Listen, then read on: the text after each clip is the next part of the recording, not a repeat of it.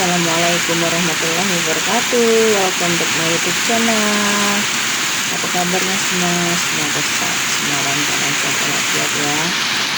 Di video kali ini saya akan memperlihatkan gimana kondisi sekitaran rumah saat hujan deras. Yuk ikutin videonya sampai selesai. Ini penampakan sungai, airnya mulai tinggi.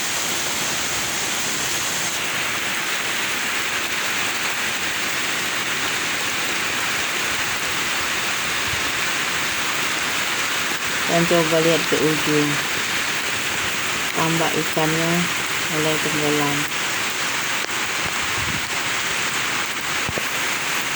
Itu ikannya sudah mulai banyak yang lepas ya.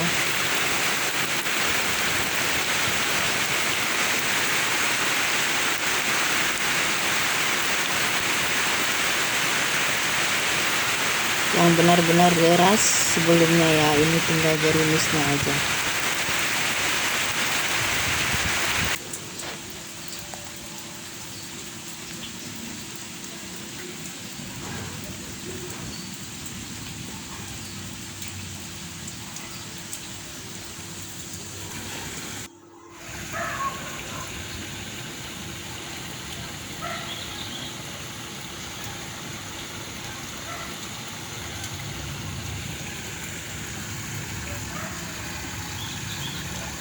Kalau hujannya benar-benar deras terus lama, airnya bisa lebih tinggi lagi, tapi alhamdulillah belum sampai masuk rumah ya.